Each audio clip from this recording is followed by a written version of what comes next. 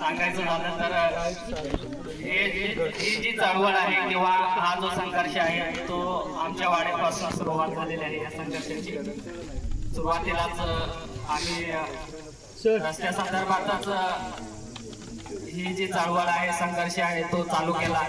त्यानंतर आम्ही ग्रामसंवर्धन सामाजिक संस्था संतोष ठाकूर साहेबांना जाऊन भेटलो आणि त्यावेळी आमच्या बरोबर जवळजवळ 10 ते 15 जणच होती वाडीमधून।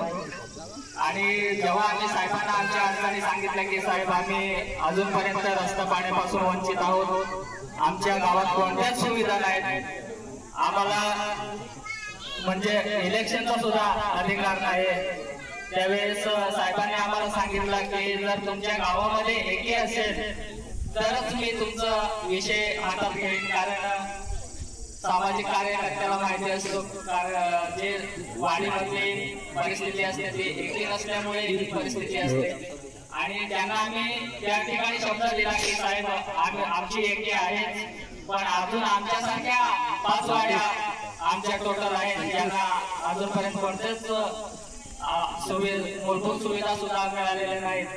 आणि त्यानंतर हा संघर्ष सुरू झाला। अनेक मोर्चे आंदोलने केल्यानंतर जवळजवळ आज 2-2.5 वर्ष पूर्ण होत आहेत। जे आमच्या वाट्याला ते सुद्धा आम्हाला मिळालेलं नाही असं आम्ही छाती ठोकून सांगू। कारण आज आपण या रस्त्याने आला, या रस्त्याला 60 लाख रुपये संपलेले आहेत, पण ते 60 लाखाचं काम झाले तरी कुठे हा आमचा प्रश्न आहे। आणि सर्वांनाच तो प्रश्न पडला असेल की 60 लाख रुपये जर संपले असते तर ते कशासाठी संपले। आणि ते झाल्यानंतर पुन्हा 7 कोटीचं नवीन टेंडर या 5 वाड्यांसाठी तयार झाले, जे पक्के रस्ते त्याच्यातनं तयार होते ते सुद्धा रस्ते आज जवळजवळ 1.5 वर्ष झालं जे कार्यकाळ त्या कामाचा असतो तो सुद्धा संपून गेलाय। आणि त्या कार्यकाळात सुद्धा हे रस्ते पूर्ण होत नसतील तर आम्ही आदिवासी बांधवांनी न्याय कोणाकडे मागायचा।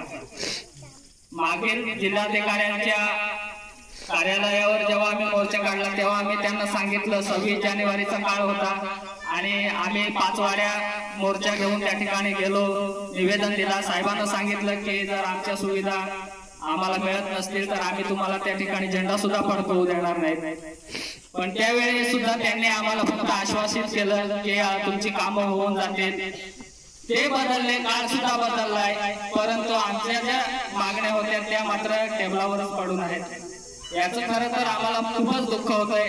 आणि जर 78 वर्षानंतरही पण आपल्याला त्या जर मूलभूत सुविधांसाठी जर मोर्चा आंदोलन करावे लागत असतील तर अजून आदिवासी समाजाने करायचं तरी काय।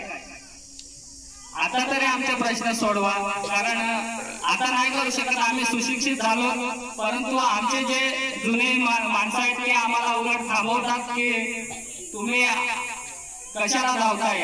आम्ही धावून धावून आमचे केस पांढरे झाले, काही जण आमच्यातले मेले सुद्धा, पण काही झालं नाही, तर तुम्ही कशासाठी धावताय। आपण असं जगायचं, परंतु याचा जो परिणाम आहे तो आम्हाला कळतोय। आम्ही सुशिक्षित आहोत, आमची मुलं बाळ पण कुठेतरी नोकरी धंद्याला लागायला पाहिजे, आर्थिक परिस्थिती सुधारायला पाहिजे, त्यासाठी आम्ही प्रयत्न करतोय। लोकांचं आम्ही ऐकत नाही, कारण आम्हाला माहिती आहे की आपण जर धावलो नाही।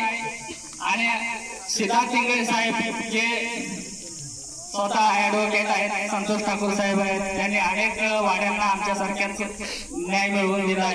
हे जर आमच्या सोबत असते तर आम्हाला वाडीतल्या त्या निगेटिव्ह माणसांची गरज तरी काय। आम्ही त्यांच्या सोबत राहू आणि जे होणार आहे ते गावासाठी होणार आहे, त्यासाठी आम्ही सतत झटत राहू। आज रस्ते नसल्यामुळे साहेब आमचे जी मुलं आहेत शिकत आहेत ती फार फार 4थी पर्यंत शिकतात। मी त्या दिवशी VC मध्ये पण हा मुद्दा मांडला की आमची मुलं 4थी पर्यंत शिकतात, त्याच्यानंतर 4 किलोमीटर अंतर चालत जाण्यासाठी त्या लहान मुलांना नाही जमत, रस्त्यात अनेक अडचणी असतात, जी नैसर्गिक अडथळे आहेत ती पार करून ती नाही जाऊ शकत, त्याच्यामुळे मग आमच्या मुलांचं शिक्षण पण अर्धवट सुटतंय। परिणामी ती लोक वीटभट्टी किंवा कोळसाभट्टीवरच काम करणार। ही परिस्थिती सुधारायची असेल तर आम्हाला मूलभूत अधिकार, आमच्या मूलभूत सुविधा आम्हाला लवकरात लवकर द्याव्यात। आणि आम्ही 5 वाडे या ठिकाणी आहोत, म्हणून माझी 5 वाड्यांसाठी विनंती नाही तर माझ्या पूर्ण आदिवासी बांधवांसाठी आपल्याकडे ही मागणी आहे की आमच्या ज्या समस्या आहेत त्या सोडवाव्यात। धन्यवाद। खूप चांगलं असं मार्गदर्शन केलेलं आहे। त्याच्यानंतर आजच्या कार्यक्रमाचा हेतू आपल्या प्रस्तावनेतून मांडण्यासाठी मी आमच्या